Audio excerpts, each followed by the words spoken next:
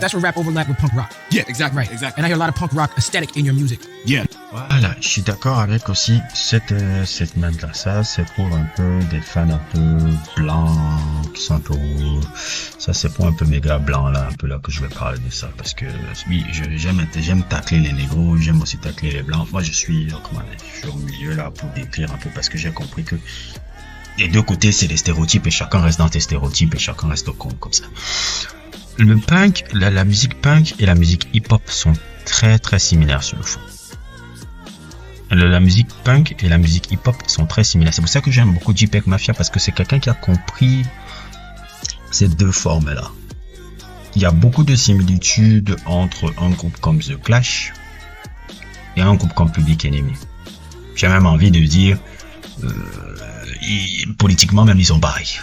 Les Public Enemy, oui, c'est des révolutionnaires, nanani, même si ce sont un peu des gauchistes démocrates, un peu dans le truc.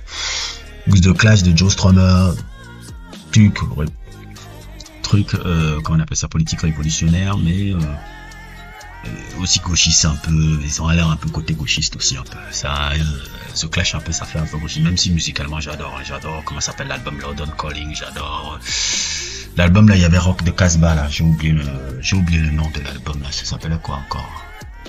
J'ai oublié, je vais sortir l'affiche là, l'album là, il y avait Rock de Casbah et l'album London Calling, qui s'inspirait je crois, de l'affiche du premier ou deuxième album d'Elvis Presley, qui est génial aussi.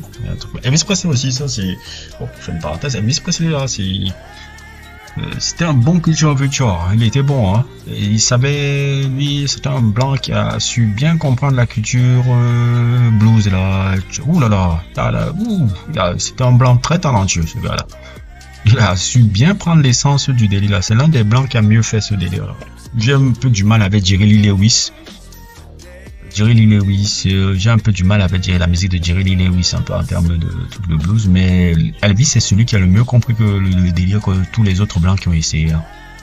Elvis et autres et tout.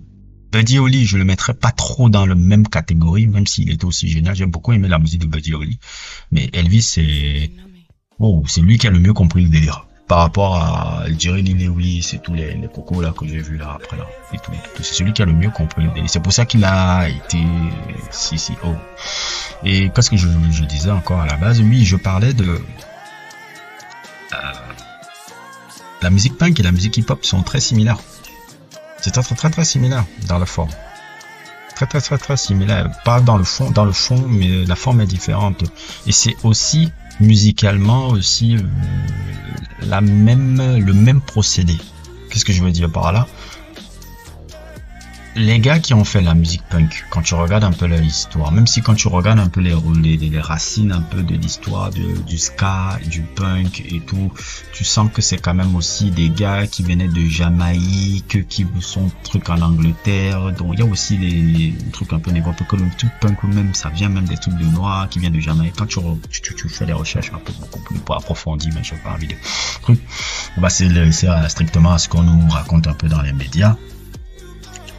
Quand tu regardes un peu les jeunes blancs qui faisaient un peu la musique punk là, tous ces gars là, je parle de Sex Pistols, je parle de Cro-Mags, je parle de Henry Rollins et son groupe là, Black Flag, je parle de tous ces groupes là, etc. Quand tu regardes un peu l'histoire, c'est des mecs qui ne savaient pas vraiment être des super musiciens. C'était pas des incroyables musiciens à la base.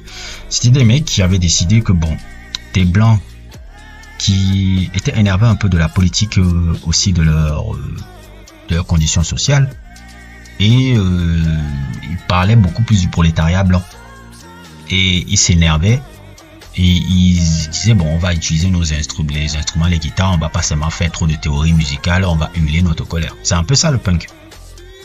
C'est pas c'est pas les gars comme un peu les gars de la prog rock ou bien un peu les mecs un peu, on va dire un peu les groupes de Robert Wyatt, Soft Machine ou les mecs de Pink Floyd de David Gilmour ou les gars qui sont vraiment des musiciens incroyablement accomplis qui ont des délires et tout et qui ont un peu la vague de... Et puis non, ça ce sont les mecs qui sont énervés. Les mecs qui sont énervés par leurs conditions sociales, par leurs trucs et tout et qui ne sont pas forcément des musiciens, musiciens incroyables, mais qui ont utilisé et qui ont fait ce qu'on appelle un peu dans la mentalité punk, il y a seulement cette mentalité un peu qui s'appelle DIY là. Do it yourself. C'était un peu ça. On sait pas trop, nanani, on va chercher, on va checker, on va faire. Le hip-hop, c'est aussi pareil. Le hip-hop, c'est pas des mecs qui étaient, c'est différent un peu des gars de la soul, ou des gars de la musique funk, ou des gars de la musique blues qui étaient parfois des grands musiciens. C'est maintenant des jeunes qui utilisaient des instruments qu'ils ont comme le MPC, travaillaient avec des anciens vinyles, peut-être de leurs parents, de leurs grands-parents et autres et tout. Et musicalement, arriver à chopper avec les samples et autres et tout. C'est aussi du do it yourself. Ça m'a le faire avec des instruments de musique avec la guitare, d'autres le faire avec le MPC. C'est aussi la même chose. Et aussi, dans le discours politique, un discours qui parle de la condition précaire des Afro-Américains. Là où les punkers parlaient de la condition précaire des Blancs. C'est un peu ça, c'est des cousins. La forme est différente, mais le propos et le fond est le même. Et le procédé aussi pour faire la musique est quand même le même si les instruments utilisés sont différents. C'est ça la musique punk. C'est ça la différence entre le punk et le hip-hop. Et les J-Punk Mafia, je pourrais citer aussi des gars comme un peu Dead Grips. Je pourrais citer un peu des groupes aussi comme Clipping. Je pourrais citer... quel groupe encore qui est un peu comme ça là. Il y a eu des groupes un peu dans les années 2000 un peu là. Comment s'appelait ce mec là? Il s'appelle K, mais son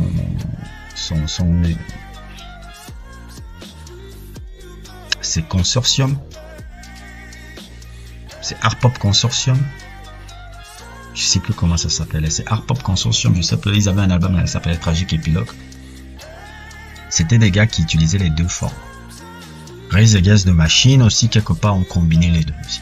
Maintenant, dans Rage Against the Machine, ce qui était un peu plus génial, c'est que tu avais des musiciens qui étaient incroyables. C'est pour ça que j'ai même pas trop envie de les réduire aux gars de métal, parce que c'est des gars qui incorporaient des rythmiques de G-Funk, des rythmiques de psychédélique rock, et des rythmiques de prog rock. C'était très complexe la musique de Rage Against the Machine. Quand tu regardes un mec comme Tom Morello ou Tim Commerford, ces gars-là, tu sais que c'est des gars qui ont écouté Frank Zappa, des mecs qui ont écouté Emerald Lake Palmer. Non, c'est des mecs qui ont écouté ces gars-là. Ça se sent même dans la virtuosité. Tom Morello, tu sais qu'il a étudié Frank Zappa. Dans ses variations de guitare et autres, tu sais qu'il a étudié Frank Zappa. Tu sais qu'il a étudié ces mecs. Tu sais qu'il a étudié ces mecs. Dans le Rage Against the Machine, c'est un peu différent, mais il combine aussi deux, ça là. Le groupe de Zach de la Rocca, dont j'avais fait même un sujet là. Inside Out. C'est aussi pareil. C'est un peu dans la même forme. Ouais, on figure out. On crie notre colère. Là où Zach de la Rocca était beaucoup plus nuancé, comme lui, les métis, mexicains, juifs, je crois. Donc, ce qu'il dit là est très vrai, c'est très intéressant et c'est un peu un truc un peu parce que quand je vois soit les blancs là, ils font là, ouais, hip-hop là, la liste c'est seulement les négros là, et les noirs sont de l'autre côté là, ouais, ça ce sont seulement des drogués là et autres et tout. Je dis, Coco, si vous écoutez, vous êtes un peu pareil les gars. Vous êtes un peu pareil les gars. C'est seulement que vous exprimez ça différemment, mais le fond est pareil. Donc c'est pour ça que moi ça me fatigue un peu de voir les stéréotypes un peu chez les noirs et chez les blancs et ça. Non, il y a c'est très proche, plus qu'on le pense.